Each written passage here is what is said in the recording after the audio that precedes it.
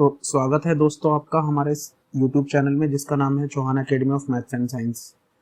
बच्चों, हम आज शुरू करेंगे 10th क्लास का NCERT का चैप्टर नंबर 8 जो कि ट्रिग्नोमेट्री है। एक बहुत इंपॉर्टेंट चैप्टर है। ये चैप्टर आगे भी काफ़ी सारे जगह में आपका यूज़ होगा।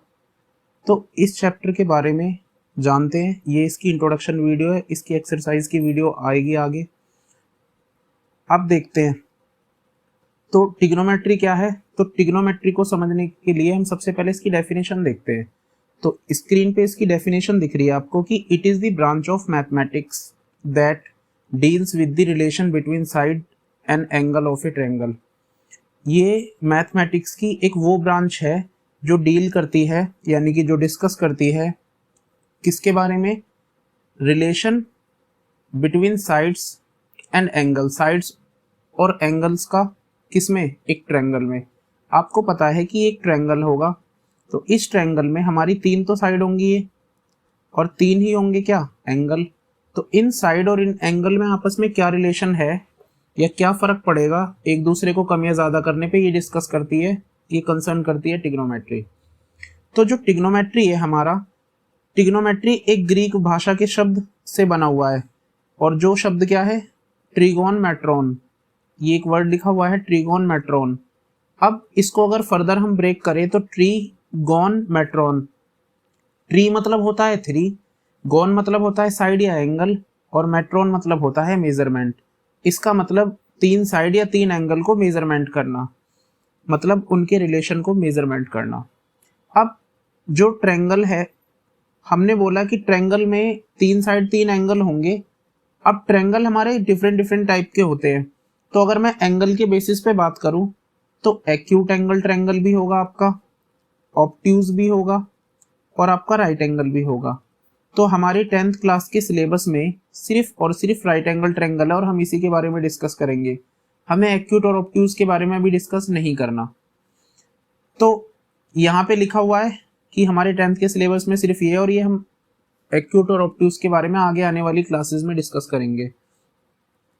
तो अगर मैं इसके इम्प्लीकेशन बताऊं या फिर इसके एप्लीकेशन बताऊं, तो एप्लीकेशन के लिए इधर लिख देते हैं। तो जो इसके एप्लीकेशन है वो इसके एप्लीकेशन है हाइट निकालने में, उसके अलावा डिस्टेंस निकालने में, हाइट और डिस्टेंस निकालने में इसका यूजेस है। इसके अलावा कैलकुलस में, आपकी फिजिक्स वगैरह में इसका बहुत सारा यूजेस है। फिलहाल हम हाइट और डिस्टेंस की बात करेंगे, और ये आपका एनसीईआरटी का ही चैप्टर नंबर 9 है, एप्लीकेशन ऑफ ट्रिग्नोमेट्री। तो उसमें इसके यूजेस को और अच्छे से जानेंगे। तो अब देखते हैं आगे। तो एक राइट एंगल ट्रायंगल की हमने बात करी है। तो ये हमारा एक राइट एंगल ट्रायंगल है जिसमें ये वाला एंगल एक 90 डिग्री का होगा। जो सबसे बड़ी साइड होगी ये हमारी हाइपोटेनस होगी, सबसे बड़ी साइड हमारी हाइपोटेनस होगी। उसके अलावा ये हमारा बेस होगा, और इसको हम हाइट बोलेंगे, या फिर हम इसको एल्टीट्यूड भी बोल सकते हैं, एल्टीट्यूड। या फिर इसको हम क्या बोल सकते हैं, और या फिर हम इसको बोल सकते हैं परपेंडिकुलर, परपेंडिकुलर। अब जो हमारा एल्टीट्यूड, हाइट या परपेंडिकुलर जो भी आप कहो, ये और हमारा बेस, ये दोनों आपस में चेंज होते रहते हैं, इंटरचेंजेबल है। जो हमारा परपेंडिकुलर है ये इंटरचेंजेबल है हमारा, ये इंटरचेंजेबल है किससे, ये हमारा बेस से इंटरचेंजेबल है। अब कैसे इंटरचेंजेबल है, कैसे कैसे ये दोनों आपस में चेंज होंगे, तो उनकी बात हम आगे करेंगे। अब हम आगे चलते हैं। तो सबसे पहले यहाँ पे एंगल की डेफिनेशन देख लेते हैं कि व्हाट इज एंगल। तो वैसे तो एंगल हम बचपन से पढ़ते हुए आए हैं, लेकिन एंगल की एक डेफिनेशन हमने लिखी हुई है यहाँ पे कि व्हाट इज एंगल। तो एंगल क्या है, distance between initial and terminal रे, इनिशियल और टर्मिनल रे के बीच का जो डिस्टेंस है, एंड हैविंग कॉमन वर्टेक्स, जिनका एक कॉमन वर्टेक्स भी है जिसको डिग्री में मेजर किया जाता है। तो फिगर में आपको दिख भी रहा होगा, या फिर मैं इधर बता दूं, अगर मैंने एक ये रे ली और इसी के ऊपर एक दूसरी रे है, अगर मैं इसको रोटेट करूं सपोज ऐसे करके, तो अगर मैं इसको इस डायरेक्शन में रोटेट करूंगा तो इनके बीच में डिस्टेंस आ जाएगा। इस डिस्टेंस को अगर मैं डिग्री में नाप लूंगा तो वही हमारा क्या हो जाएगा, एंगल। उसी तरह इसको हम नीचे की तरफ भी रोटेट कर सकते हैं इस तरह से करके। तो इनके बीच में जो एंगल बनेगा ये भी हमारा एंगल होगा थीटा। अब ये जो हमने वर्ड बनाया है, ये जो सिंबल, ये ग्रीक भाषा का वर्ड है, ग्रीक भाषा का एक सिंबल है जिसको हम पढ़ते हैं थीटा। इसको हम पढ़ते हैं थीटा। ये एंगल को शो करने के लिए इसका यूज किया जाता है। तो अब दो कंडीशन बनी एंगल की, एक ऊपर की तरफ और एक इधर की तरफ। अगर आप घड़ी देखोगे तो घड़ी हमारी यहाँ पे अगर सुई है तो ये इस डायरेक्शन में चलती है नीचे की तरफ। तो ये वाला एंगल अगर देखोगे तो ये नीचे उसी डायरेक्शन में चल रहा है जिस तरफ घड़ी चलती है। तो इसको बोलते हैं हम क्लॉकवाइज एंगल या क्लॉकवाइज डायरेक्शन। इसको क्लॉकवाइज डायरेक्शन बोलते हैं। और ये जो है हमारी, ये अपोजिट डायरेक्शन में है, तो अपोजिट के लिए एंटी। तो ये है हमारी एंटी क्लॉकवाइज डायरेक्शन। तो अगर ये एंटी क्लॉकवाइज डायरेक्शन है और ये हमारी क्लॉकवाइज डायरेक्शन है तो दोनों का मीनिंग सेम होगा क्या? तो इसके लिए हमें देखना पड़ेगा।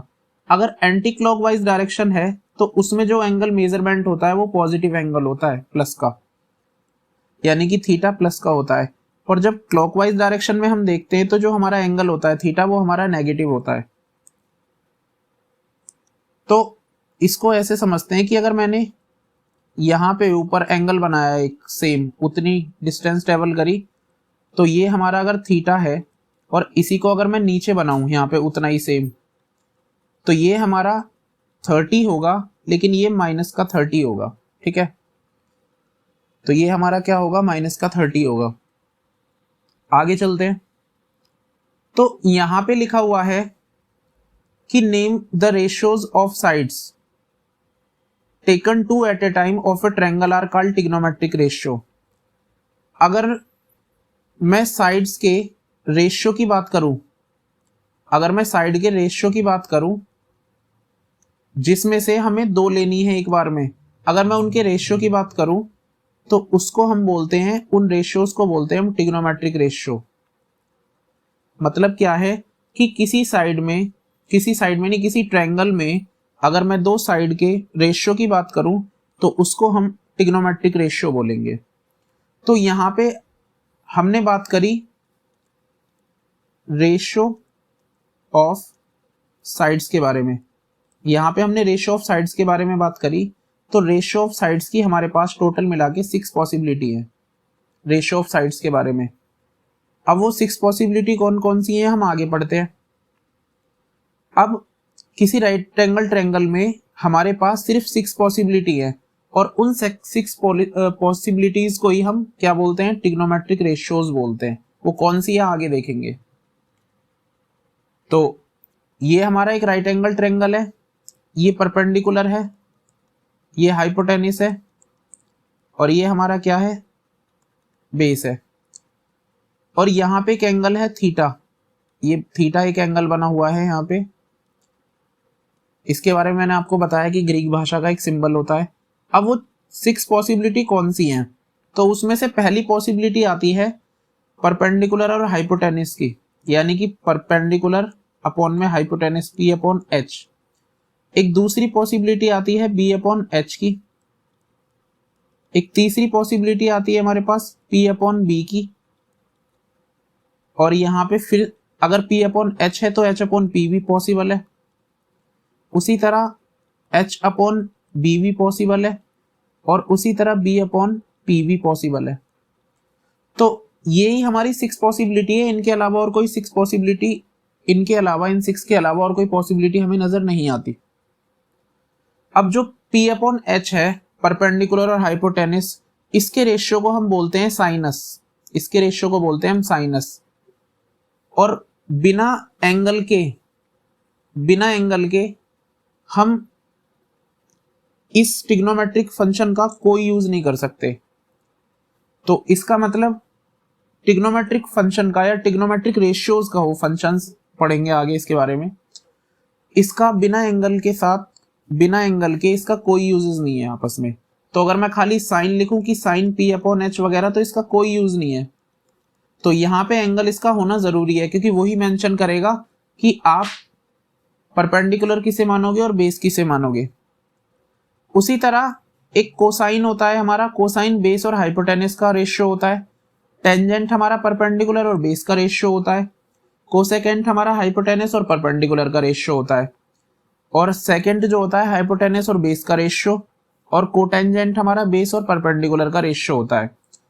अब ये जो साइनस है, कोसाइन है, टेंजेंट है, कोसेकेंट है, सेकेंड, कोटेंजेंट, हम इनको एज इट इज यूज नहीं करते।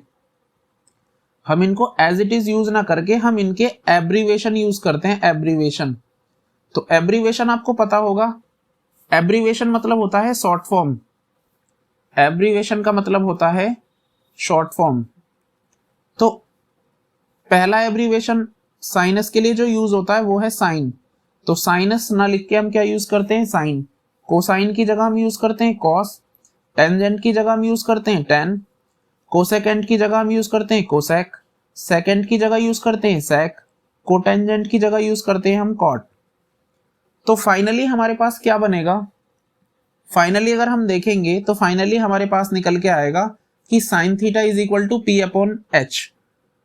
पी मतलब परपेंडिकुलर, एच मतलब हाइपोटेनिस। उसी तरह कोस थीटा बराबर निकलेगा हमारे पास B upon H, tan theta निकलेगा पी अपॉन बी, और इसी तरह से ये 6 के 6 निकल आएंगे यहां तक। अब यहां पे इसे देखते हैं वापस। अगर मैं इसे देखूं यहां पे ये और ये, तो ये P अपॉन एच है और ये जस्ट इसका अपोजिट लिखा हुआ है H अपॉन P। तो इसका मतलब जो साइन है वो इसका क्या है, रेसिप्रोकल है। इसका मतलब जो साइन थीटा है वो अपोजिट है किसका, कोसेक थीटा का। इसका मतलब मैं साइन थीटा को 1 अपॉन कोसेक थीटा लिख सकता हूं। तो अगर साइन थीटा को कोसेक का अपोजिट करके 1 अपॉन कोसेक लिखा जा सकता है, तो उसी तरह कोसेक को साइन का अपोजिट करके 1 अपॉन साइन भी लिखा जा सकता है। तो यहां देखेंगे तो उसी तरह कोस और सेक ये दोनों एक दूसरे के अपोजिट है। तो ये कोस को अगर मैं 1 अपॉन सेक लिख सकता हूं, तो सेक को 1 अपॉन कोस लिख सकता हूं। उसी तरह ये टेन और ये कोट हमें एक दूसरे के अपोजिट दिखेंगे। तो टेन थीटा बराबर 1 upon cot theta, similarly cot theta is equal to 1 upon tan theta.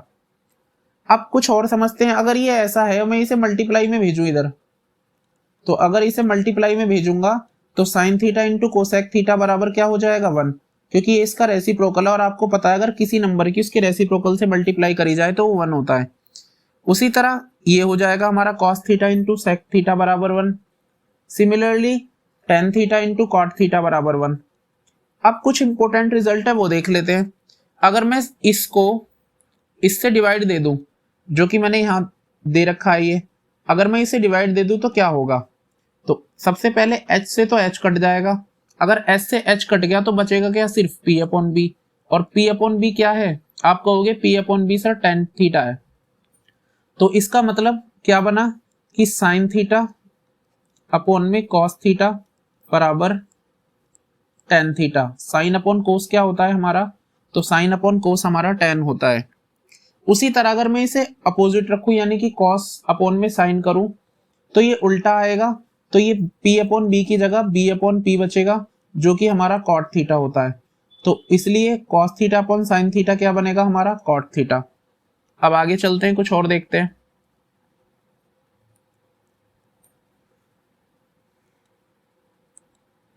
तो यहाँ पे इन सारे के सारे रेशियोज को याद करने की बच्चों वैसे तो बहुत सारी ट्रिक होती हैं।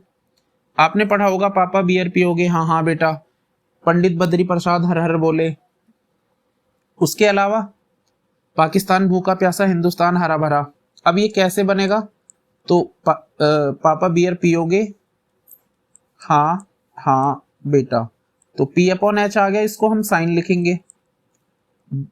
b अपॉन एच आ गया, इसे हम कॉस लिखेंगे। p अपॉन बी आ गया, इसे हम टेन लिखेंगे। उसी तरह साइन का उल्टा कोसेक, ये हो गया सेक, और ये हो गया फिर कॉट। तो ऐसी बहुत सारी ट्रिक हैं, और भी बन सकती हैं ट्रिक, लेकिन एक अच्छी सी ट्रिक वैसे तो बच्चों आपको याद होनी चाहिए। ट्रिक व्रिक कुछ नहीं होता, तो आपको याद होंगे तो ज्यादा अच्छी बात है। लेकिन हमने भी एक ट्रिक लिखी है, और जो अच्छी ट्रिक है इन सारी ट्रिक से तो अच्छी है।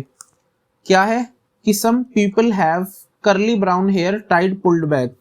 कुछ लोगों के ब्राउन और कर्ली हेयर होते हैं जो पीछे बांध के रखते हैं, आपने मूवियों में देखा होगा ऐसा। तो अगर मैं इन सबका फर्स्ट लेटर उठाऊं तो क्या निकलेगा, देखो एस मतलब sine is equal to P और एच, तो sine is equal to P upon H निकलेगा। अगर मैं यहां से सी उठाऊं तो सी मतलब कॉस, तो बी अपॉन एच निकलेगा। और यहां से टी उठाऊं तो टेन और पी अपॉन बी निकलेगा इनसे।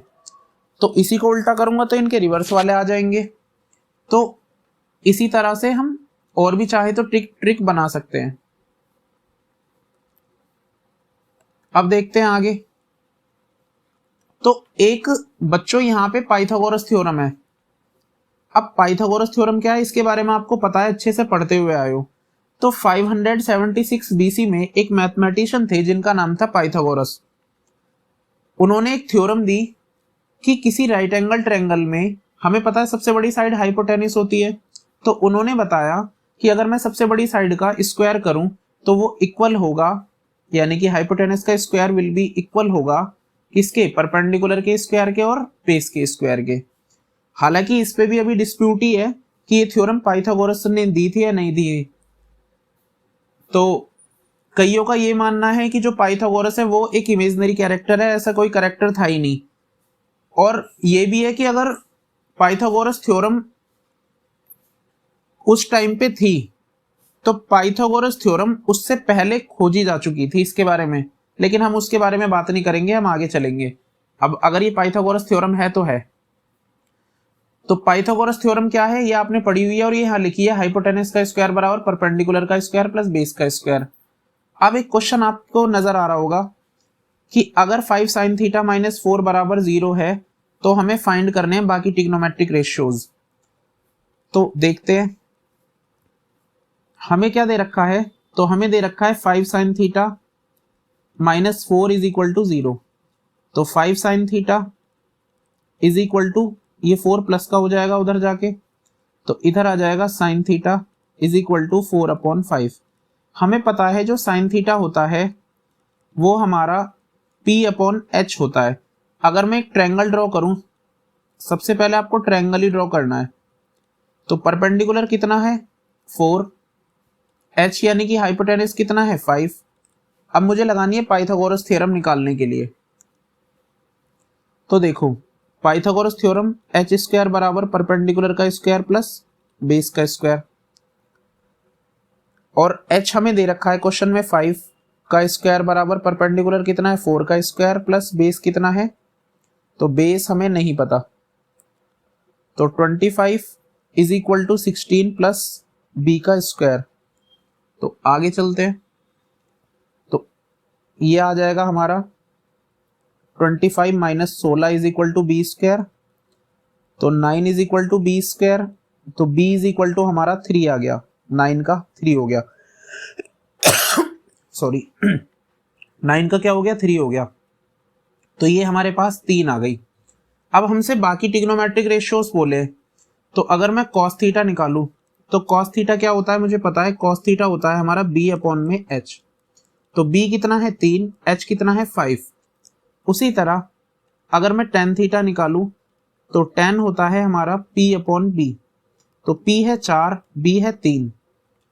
कोसेक थीटा अगर हम निकालेंगे तो कोसेक थीटा होगा हमारा h अपॉन p, तो h है हमारा 5, p है हमारा 4। अगर मुझे सेक थीटा निकालना है तो सेक होता है हमारा h अपॉन b, तो 5 अपॉन 3 हो गया। उसी तरह अगर मुझे कॉट थीटा निकालना है तो कॉट थीटा हमारा b अपॉन p होता है, तो b अपॉन p 3 अपॉन 4 हो गया। तो ये क्वेश्चन हमारा फिनिश हो गया। उम्मीद है आपको समझ में आया होगा। नेक्स्ट क्वेश्चन पे चलते हैं। तो नेक्स्ट क्वेश्चन दे रखा है एक कि if 7 sin theta is equal to 24 cos theta, तो हम इसे लिख सकते हैं sin थीटा, और ये जो cos है ये इसके अपॉन में आ जाएगा, cos theta is equal to 24 upon में 7। तो आपको पता है साइन अपॉन कोस जो है, मैंने आपको बताया कि sine theta upon cos theta ये tan थीटा होता है। तो tan theta is equal to 24 upon 7, और हमें पता है जो tan थीटा होता है वो P अपॉन B होता है। इसका मतलब अगर मैं एक ट्रायंगल ड्रॉ करूं तो इस ट्रायंगल में परपेंडिकुलर हमें 24 दे रखा है और बेस हमें 7 दे रखा है। तो अगर मैं यहाँ पे पाइथागोरस थ्योरम अप्लाई करूं, तो एच स्क्वायर बराबर P square plus B square. तो देखो h कितना है, h तो हमें पता ही नहीं है। p कितना है, परपेंडिकुलर 24 का स्क्वायर प्लस 7 का स्क्वायर। तो h square is equal to 576 plus 49। तो h square is equal to ये हो गया 625।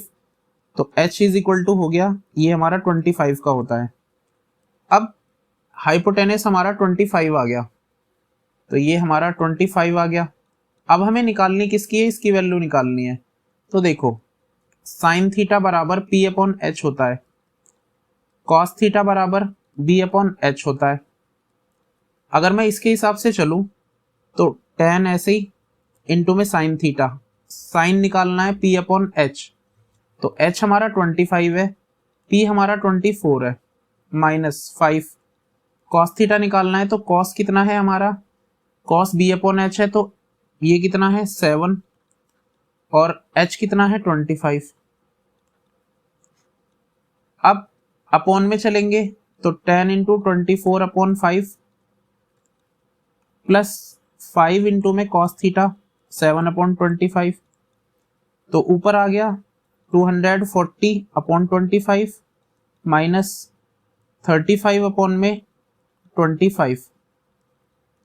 अपॉन में चलेंगे इसके अगर, तो ये आ जाएगा हमारा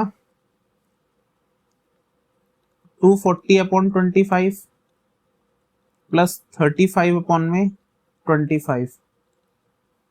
इधर चलेंगे तो ये आ जाएगा आपका 25 और इसमें से ये माइनस होगा तो ये आ जाएगा हमारा 205। अपॉन में ऐसे ही यहाँ प्लस हो जाएगा 275 अपॉन में 25।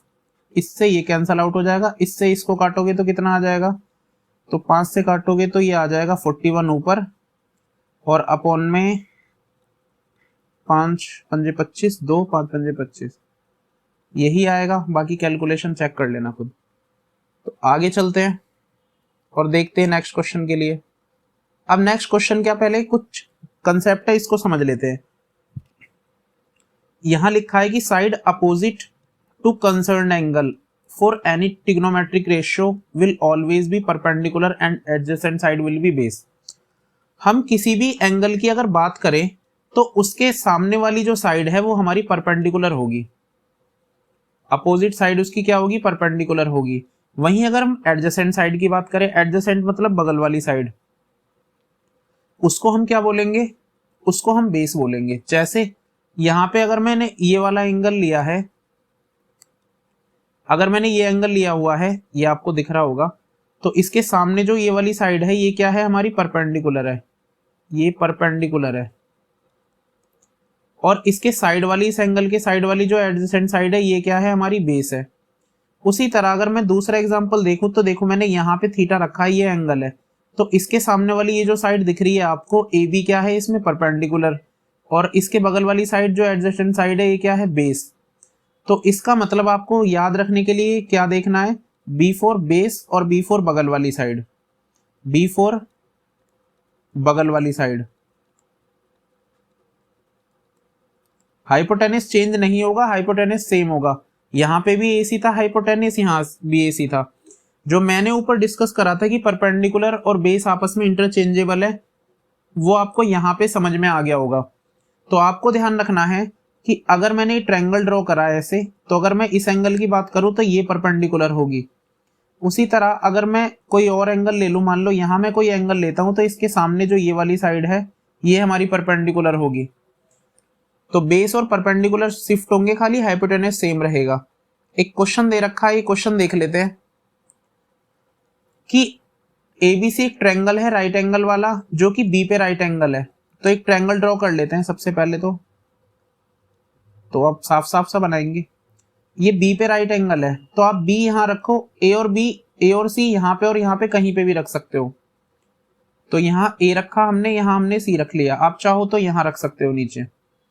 तो सबसे पहले हमें दे क्या रखा है क्वेश्चन में, तो ए बी हमें दे रखी है क्वेश्चन में 12 सेंटीमीटर, तो ये हमारी 12 सेंटीमीटर होगी। उसके अलावा बी सी हमें 16 दे रखा है, तो ये हमारी 16 सेंटीमीटर होगी।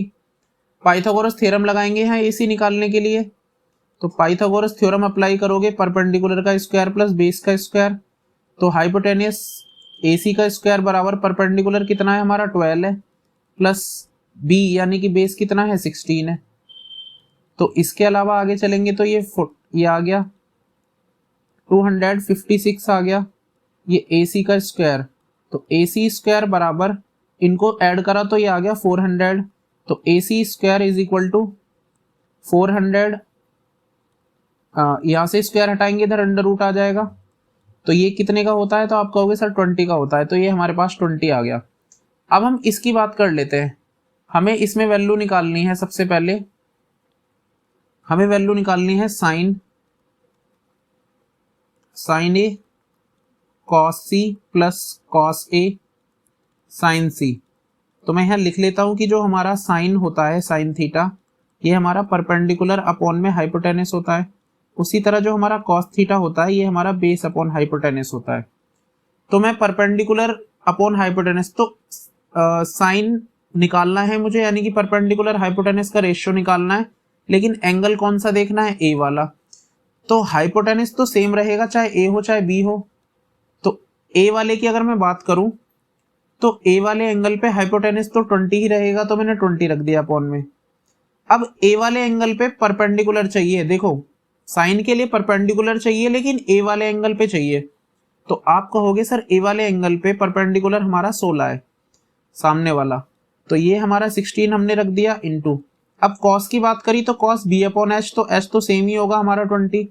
सी वाले एंगल पे बेस, तो सी वाला एंगल ये रहा, इसके सामने वाली साइड परपेंडिकुलर, तो बेस कौन सी होगी, बगल वाली 16, प्लस ऐसे ही आगे चले तो हाइपोटेनस 20 आएगा, ए वाले एंगल पे बेस चाहिए, तो ए ये रहा, इस पे बेस क्या होगा 12 इंटू सी की बात करूं अगर मैं सी वाले एंगल पे साइन, तो एच हमारा 20 होगा और सी वाले एंगल पे परपेंडिकुलर क्या होगा 12 होगा। तो अगर मल्टीप्लाई करोगे तो ये आएगा आपका 256 अपॉन में 400 प्लस यहाँ 144 अपॉन में 400, तो इसको प्लस करोगे एलसीएम लेके तो ऊपर भी 400 नीचे भी 400, इससे कट जाएगा, आंसर 1 आएगा। अब इसके अलावा एक और क्वेश्चन देखते हैं, एक और क्वेश्चन है हमारा इसी में का, तो हमें cos A cos C minus sign A sign सी की वैल्यू निकालनी है। तो कॉस ए की वैल्यू शायद हमने निकाली हुई है, इसी में से रख लेते हैं। तो कॉस ए की वैल्यू कितनी है, तो कॉस ए की वैल्यू हमारी 12 अपॉन में 20 है, इंटू कॉस सी की वैल्यू ये है 16 अपॉन 20, माइनस साइन ए की वैल्यू 16 अपॉन 20 इंटू साइन सी की वैल्यू 12 अपॉन में 20। ये और ये सेम ही है तो इससे कैंसल आउट हो जाएगा, आंसर आ गया आपका 0। उम्मीद है आपको ये क्वेश्चन समझ में आया होगा। आगे चलते हैं। सॉरी, एक क्वेश्चन दिख रहा है हमें हमारी स्क्रीन पे कि एक राइट एंगल ट्रायंगल है जो कि सी पे राइट एंगल है। एक ट्रायंगल ड्रॉ कर लेते हैं, सी पे राइट एंगल है तो ए और बी इधर कहीं होंगे। अब इसने हमें साइन ए बराबर साइन बी दिया हुआ है, तो सबसे पहले ट्रायंगल ए बी सी की अगर मैं बात करूं तो मैं यहाँ साइन ए निकालूंगा। तो साइन हमारा क्या होता है, तो साइन थीटा हमारा पी अपॉन एच होता है। तो ए वाले एंगल पे यानी कि इस वाले एंगल पे परपेंडिकुलर क्या होगा, आप कहोगे सामने वाली साइड बी सी, अपॉन में हाइपोटेनिस क्या होगा ए बी। ये फर्स्ट है, इसे यहीं छोड़ दो। अब साइन बी निकालना है मुझे बी वाले एंगल पे, तो बी ए रहा, इस पे परपेंडिकुलर क्या होगा सामने वाली साइड ए सी, और हाइपोटेनिस क्या होगा इस पे ए बी। ये दूसरी हो गई। अब आगे चलते हैं।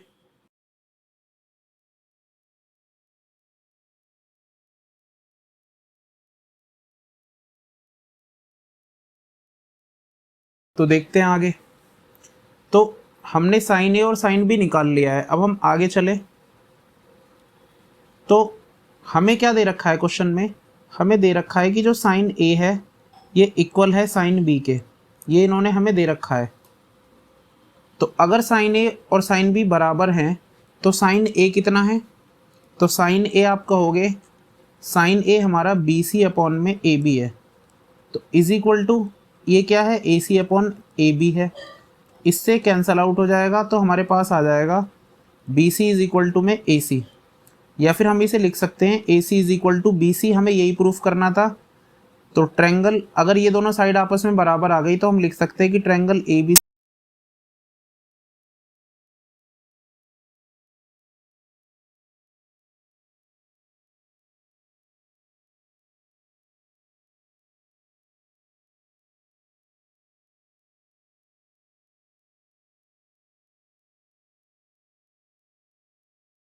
सी जो है हमारा वो आइसोसेलेस ट्रायंगल होगा, आइसोसेलेस ट्रायंगल होगा। अब आगे चलते हैं।